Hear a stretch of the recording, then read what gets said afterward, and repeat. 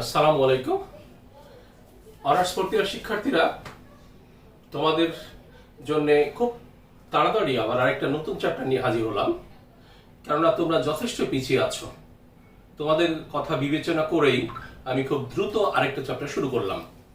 আজকের চ্যাপ্টারের নাম ডাবল অ্যাকাউন্ট সিস্টেম। আজকের চ্যাপ্টারের নাম ডাবল অ্যাকাউন্ট সিস্টেম। আমরা জেনে নিই এর সংজ্ঞাটা কি। সংজ্ঞা: যে সকল সেবামূলক প্রতিষ্ঠানসমূহ অর্থাৎ যে সমস্ত প্রতিষ্ঠান সেবা প্রদানের মাধ্যমে মুনাফা অর্জন করে, যেমন রেলওয়ে, বাংলাদেশ রেলওয়ে তারা যাত্রী সেবা দিয়ে মুনাফা অর্জন করে। ওয়াসা, পানি সরবরাহ করে, অর্থাৎ তোমাদের পানি দিয়ে টাকা নিচ্ছে, এটা এক ধরনের সেবা। ইলেকট্রিসিটি, তো এগুলোকে বলা হয় সেবামূলক প্রতিষ্ঠান। তাহলে আমি বলছি, যে সকল জনসেবামূলক প্রতিষ্ঠান সমূহ তাদের মূলধন জাতীয় খরচ মানে কি, ক্যাপিটাল এক্সপেন্ডিচার, অর্থাৎ অ্যাসেট ক্রয়ের জন্য বা অ্যাসেট অর্জনের জন্য খরচ ও প্রাপ্তি, মূলধন জাতীয় প্রাপ্তি, যেমন মূলধন হতে পারে, দীর্ঘমেয়াদী ঋণ হতে পারে, শেয়ার অধিহার হতে পারে, এবং তারল্য সম্পর্কে পৃথকভাবে জানার জন্য ব্যালেন্স শিটকে দুই ভাগে ভাগ করে। তাহলে এই সমস্ত প্রতিষ্ঠান ব্যালেন্স শিটকে দুই ভাগে ভাগ করে, ক্যাপিটাল অ্যাকাউন্ট এবং জেনারেল ব্যালেন্স শিট নামে উপস্থাপন করে। তাহলে এরা ব্যালেন্স শিটকে দুই ভাগে ভাগ করে দুইটা নামে উপস্থাপন করছে। একটার নাম হচ্ছে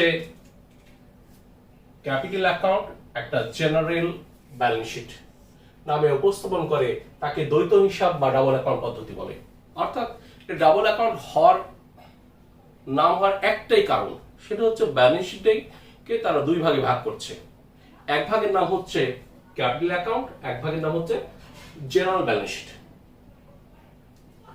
এই হিসাব পদ্ধতি কোনো নতুন রূপ নয়, এটা কোনো নতুন পদ্ধতি না, বরং উদ্ধৃত পত্রের অর্থাৎ ব্যালেন্স শিটের একটু ভিন্ন উপস্থাপনা মাত্র। অর্থাৎ ব্যালেন্স শিটকে ভিন্নভাবে উপস্থাপন করছি, সেটাই, এটা কোনো নতুন বিষয় না। এই হিসাব পদ্ধতিতে দুই ধরনের ম্যাথ আমরা দেখতে পাই। আমরা এই হিসাব পদ্ধতিতে যে ম্যাথগুলো থাকবে সেগুলো দুই ধরনের। এক হচ্ছে রিপ্লেসমেন্ট এন্ড ইমপ্রুভমেন্ট, আরেকটা হচ্ছে ফিনান্সিয়াল স্টেটমেন্ট। তাহলে এই চ্যাপ্টারে আমরা দুই ধরনের ম্যাথ খুঁজে পাবো, একটা রিপ্লেসমেন্ট এন্ড ইমপ্রুভমেন্ট, আরেকটা হচ্ছে ফিনান্সিয়াল স্টেটমেন্ট। তাহলে আমি সংজ্ঞা বলে দিয়েছি, এই সংজ্ঞার সাহায্যে বুঝে নিবা এটা আর কিছুই না, একটা প্রতিষ্ঠানের হিসাব। অন্য যে সকল প্রতিষ্ঠান হিসাব করে, যেভাবে ফিনান্সিয়াল স্টেটমেন্ট করে, এরাও একইভাবে করে, শুধুমাত্র তারা ব্যালেন্স শিটটাকে দুই ভাগে ভাগ করে। আর ব্যালেন্স শিটকে দুই ভাগে ভাগ করে বলেই, দুইভাবে উপস্থাপন করে বলেই এর নাম হচ্ছে ডাবল অ্যাকাউন্ট। তো এখানে দুই ধরনের ম্যাথ আছে, রিপ্লেসমেন্ট এন্ড ইমপ্রুভমেন্ট এবং ফিনান্সিয়াল স্টেটমেন্ট। আমরা আজকে এটা নিয়ে আলোচনা করব, রিপ্লেসমেন্ট এন্ড ইমপ্রুভমেন্ট নিয়ে। শিক্ষার্থীরা, এখন রিপ্লেসমেন্ট এবং ইমপ্রুভমেন্ট নিয়ে আলোচনা করব। তাই বুঝে নিই একটু কিভাবে বুঝবে কোনটা রিপ্লেসমেন্ট কোনটা ইমপ্রুভমেন্ট।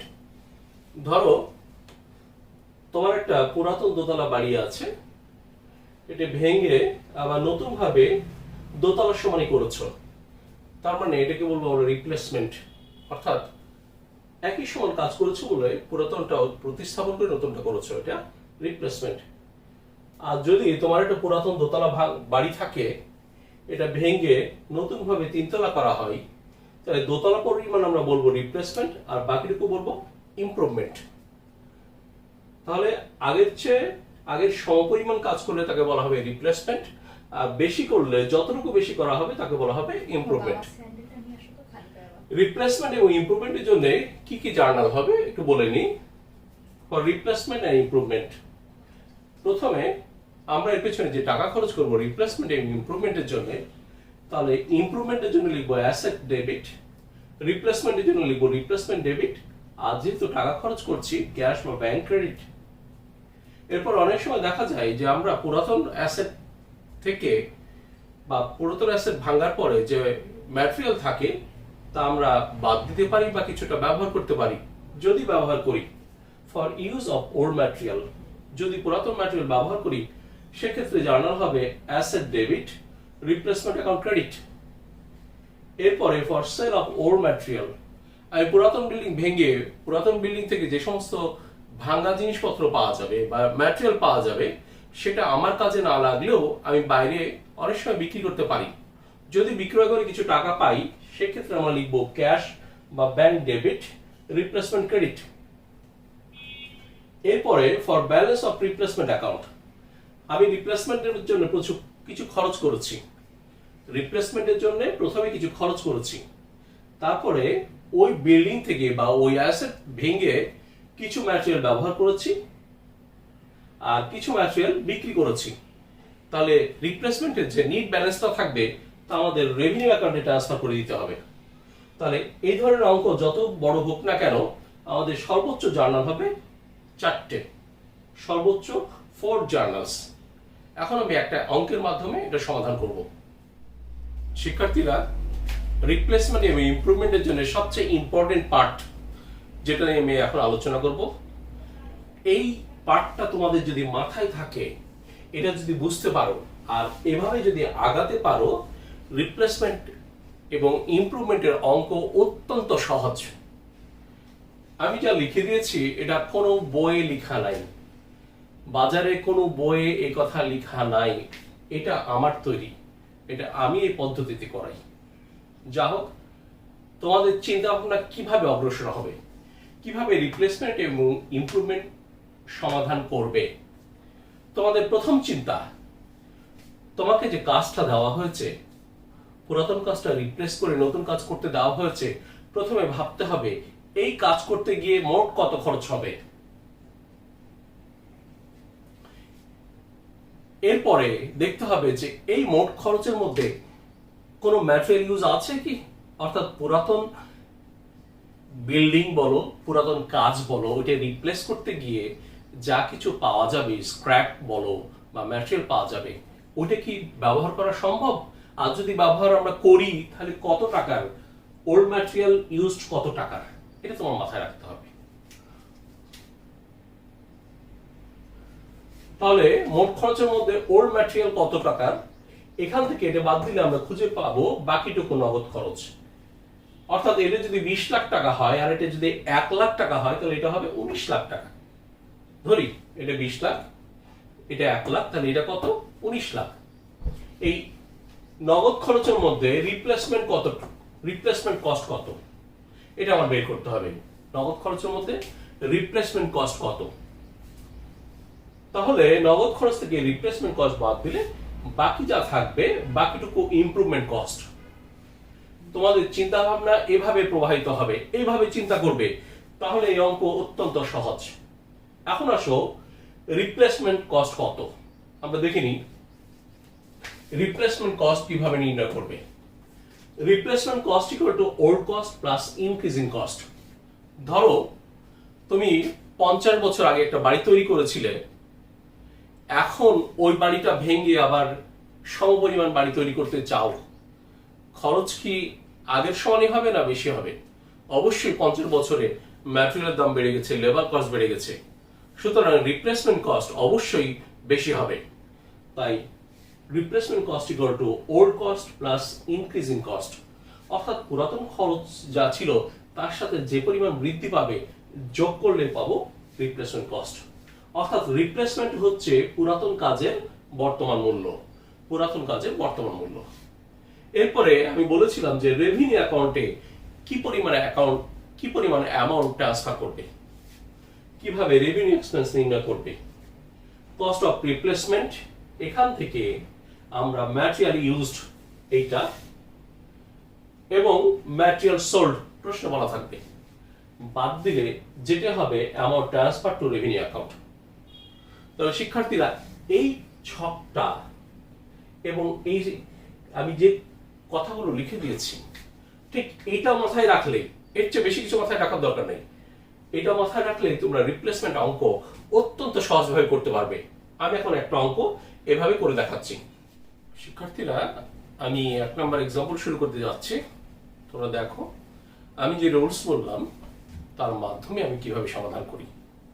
আমরা দেখি, from the following particulars pass necessary journal entries in the books of a railway company for the replacement of one of its old station.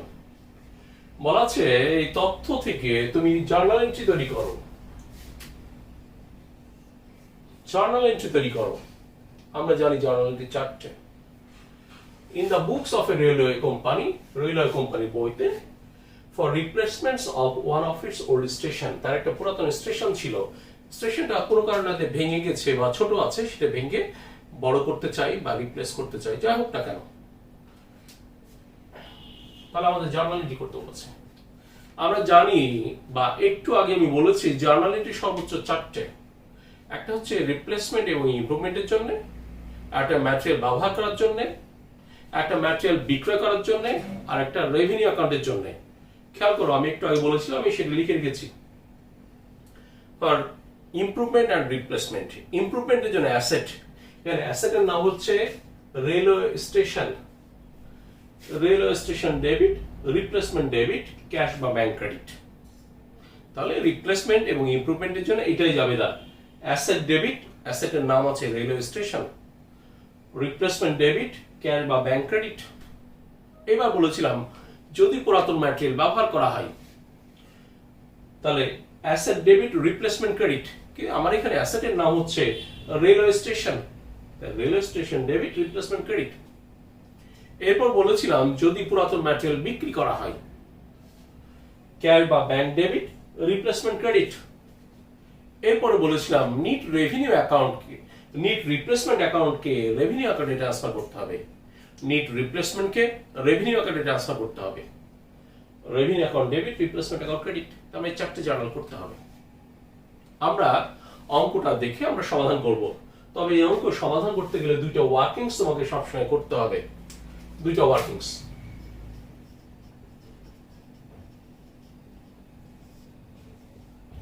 একটা হচ্ছে কস্ট অফ রিপ্লেসমেন্ট, আরেকটা হচ্ছে calculation of cost of replacement to B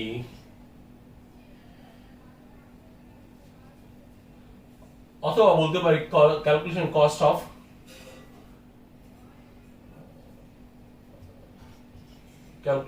revenue expenditure.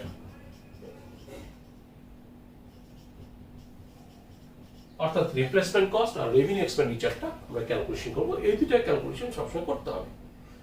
এখন আমরা অঙ্কটা দেখি। The original cost of an old station, the original cost of the old station was টাকা 20 লাখ। তুমি যে স্টেশনটা রিপ্লেস করতে চাও, একটা পুরাতন স্টেশন রিপ্লেস করে নতুন করতে চাও, এর অরিজিনাল কস্ট অর্থাৎ এই পুরাতন স্টেশন যখন তৈরি করা হয়েছিল তার খরচ ছিল 20 লাখ টাকা। The ratio of material, wages and overhead is 6:3:1. এই যে খরচ হয়েছিল, খরচের মধ্যে ম্যাটেরিয়াল ছিল 6 ভাগ, ওয়েজেস ছিল 3 ভাগ, ওভারহেড ছিল 1 ভাগ। It is estimated that the material has gone up by 20%. Material gone up by 20%. তুমি জানো পুরাতন কাজ যখন করেছিল, এখন তো ওই কাজটা নতুন ভাবে করতে গেলে খরচ বাড়বে, সব ধরনের খরচই বাড়তে পারে। বলা আছে ম্যাটেরিয়াল বৃদ্ধি পেয়েছে 20%, wages by 30%, wages by 30%, and overhead expense are estimated to maintain the same ratio with wages as before. আর ওভারহেডটা ওয়েজেস এর সাথে পূর্বের রেশিও মেইনটেইন করবে, আর পূর্বের রেশিও মেইনটেইন করতে গেলে ওয়েজেস যত পার্সেন্টেজ বাড়ানো হয়েছিল বা বাড়াতে হবে, ঠিক ওভারহেডও তত পার্সেন্ট বাড়াতে হবে। যদি সমান পার্সেন্টেজে না বাড়াই তাহলে রেশিও পূর্বের মতো থাকবে না। অর্থাৎ ওয়েজেস বেড়েছে 30%, ওভারহেডও বাড়াতে হবে, আমাদের ওভারহেডও বাড়াতে হবে সেম রেশিও মেইনটেইন করার জন্য, এটাও 30% বাড়াতে হবে। A part of old material or used material use করা হয়েছিল in the construction of new station which amount to টাকা 5,000. ওল্ড স্টেশন এর ম্যাটেরিয়াল ইউজ করা হয়েছিল 5,000, ম্যাটেরিয়াল ইউজ করা হয়েছিল 5,000।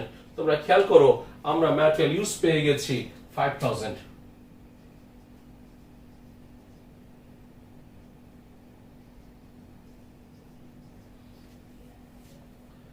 and some part of it are sold for টাকা 10,000 এবং কিছু অংশ বিক্রি করা হয়েছিল 10,000 এ।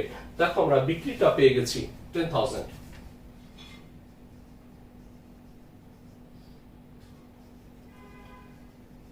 ইনফ্যাক্ট চারটে জার্নালের মধ্যে দুইটা আনসার আমাদের দেওয়া আছে, দুইটা তথ্য আমাদের দেওয়া আছে অলরেডি, আর বাকি দুটো বের করতে হবে। The cost of new station is টাকা 30 লাখ। নতুন স্টেশন করতে খরচ হবে 30 লাখ। তাহলে আমি বলেছিলাম কিভাবে সমাধান করবে, আমি বলেছিলাম এই ছকটা তোমরা মাথায় রাখবে প্রাসঙ্গিক আলোচনা, এটা কিন্তু অঙ্কের অংশ না, আমি বোঝানোর জন্য করেছি, এটা তোমরা করবে না, এটা রাফে করবে। তাহলে আমি বলেছিলাম মোট খরচ কত, দেখো বলা আছে the cost of new station is 30 lakh, 30 lakh.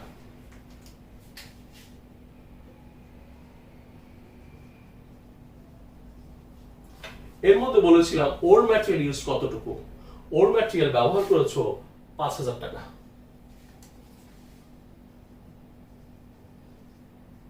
তিরিশ লাখের মধ্যে যদি 5 লাখ টাকা ম্যাটেরিয়াল ব্যবহার হয় তাহলে নগদ খরচ কত? 29,95,000।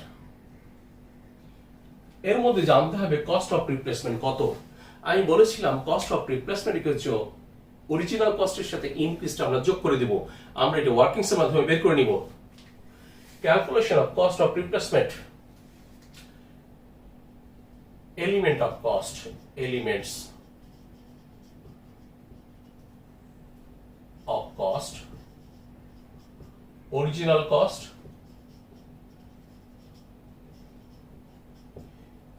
increase in cost, cost of replacement।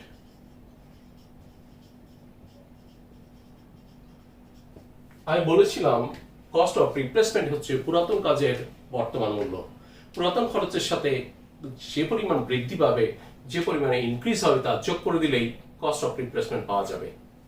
আমরা দেখেছিলাম যে আমাদের পুরাতন কাজের মূল্য ছিল 20 লাখ টাকা, এর মধ্যে ম্যাটেরিয়াল ছিল 6%, ম্যাটেরিয়াল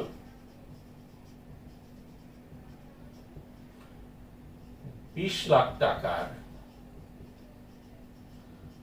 10 ভাগের 6 ভাগ,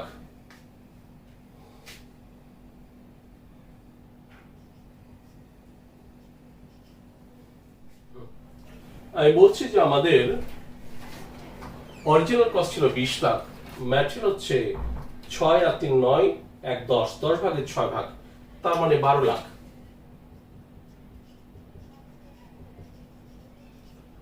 ওয়েজেস 20 লাখ ছিল, 10 ভাগের 3 ভাগ ইকুয়াল টু 6 লাখ। ওভারহেড 20 লাখের 10 ভাগের 1 ভাগ অর্থাৎ 2 লাখ। এটা ছিল আমাদের অরিজিনাল কস্ট। এখন দেখি ম্যাটেরিয়াল বৃদ্ধি পেয়েছে 20%, অর্থাৎ 12 লাখের 20% 2,40,000। ওয়েজেস বৃদ্ধি পেয়েছে 30%,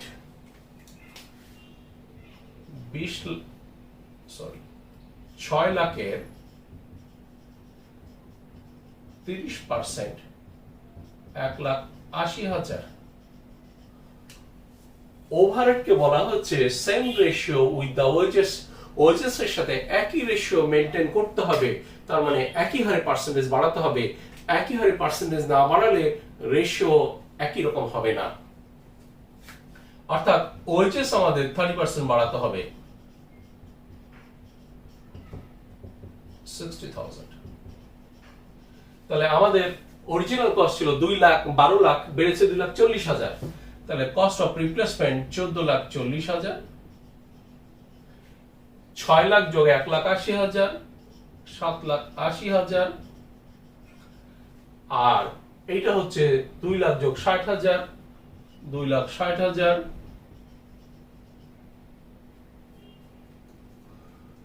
তাহলে টোটাল হচ্ছে কস্ট অফ রিপ্লেসমেন্ট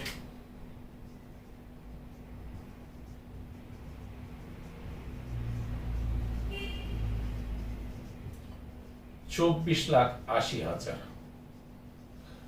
তাহলে শিক্ষার্থীরা, আমি বলেছিলাম প্রথমে দেখবে মোট খরচ কত, এর মধ্যে ম্যাটেরিয়াল ইউজ কত 5,000, তাহলে নগদ খরচ 29,95,000, এর মধ্যে কস্ট অফ রিপ্লেসমেন্ট কত 24,80,000।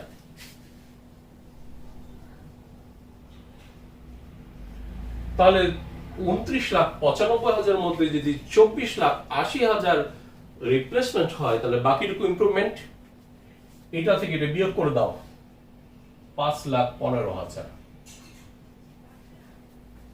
তাহলে আমরা লিখি ইমপ্রুভমেন্টের জন্য অ্যাসেট ডেবিট 5,15,000, রিপ্লেসমেন্ট ডেবিট 24,80,000, নগদ খরচ 29,95,000। এবার দেখবো যে আমরা amount transfer to revenue account, revenue অ্যাকাউন্টে কি পরিমাণ টাকা ট্রান্সফার করব।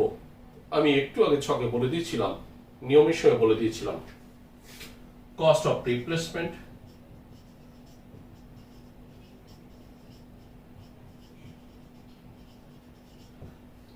$24,80,000 less old material used 5,000 less old material sold 10,000 15,000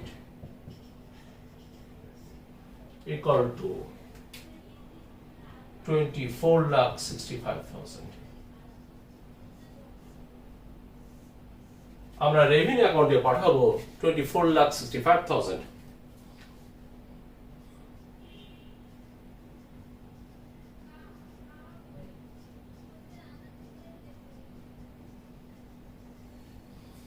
তাহলে শিক্ষার্থীরা, আমি যে তোমাদের এই ছকের কথা বলছি, আমি আবার বলছি, এই ছকটা কোনো বইয়ে খুঁজে পাবে না, এটা আমার তৈরি ছক। এটা তোমরা রাফে এক জায়গায় লিখে নিবে।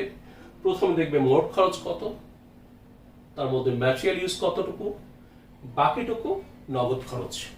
এই নগদ খরচের মধ্যে রিপ্লেসমেন্ট কতটুকু ওয়ার্কিংস এর মাধ্যমে বের করবে। অরিজিনাল কস্ট এর সাথে ইনক্রিজ যোগ করলে আমরা পাবো কস্ট অফ রিপ্লেসমেন্ট, এটা এখানে বসিয়ে দাও। তাহলে নগদ খরচের মধ্যে রিপ্লেসমেন্ট যদি এত হয়, বাকিটুকু ইমপ্রুভমেন্ট, আমার এটা সমাধান হয়ে গেল। এরপরে লাস্ট যেটা জার্নাল এন্ট্রি ছিল, রেভিনিউ অ্যাকাউন্টে আমরা কত টাকা নিব, আমার এটা রিপ্লেসমেন্ট জানা জরুরি। এখান থেকে ম্যাটেরিয়াল ইউজড এবং সোল্ড, এটা প্রশ্নে দেওয়া থাকবে, ম্যাটেরিয়াল ইউজড এবং সোল্ড বাদ দিলেই রেভিনিউ অ্যাকাউন্টে কত টাকা নিব তা খুঁজে পাওয়া যাবে। তো সাধারণত এই অঙ্কে সর্বোচ্চ জার্নাল হয় এই মাত্র 4টে, আর 2টা ছোট ছোট লেজার আছে। আমি ইনশাআল্লাহ আগামী ক্লাসে আলোচনা করব। তোমরা এটা অবশ্যই গুরুত্ব দিয়ে প্র্যাকটিস করবে। কারো যদি কোনো সমস্যা থাকে কমেন্ট বক্সের মাধ্যমে তা জানিয়ে দিবে। আজকের মতো আল্লাহ হাফেজ, পরের ক্লাসের জন্য অপেক্ষা করো।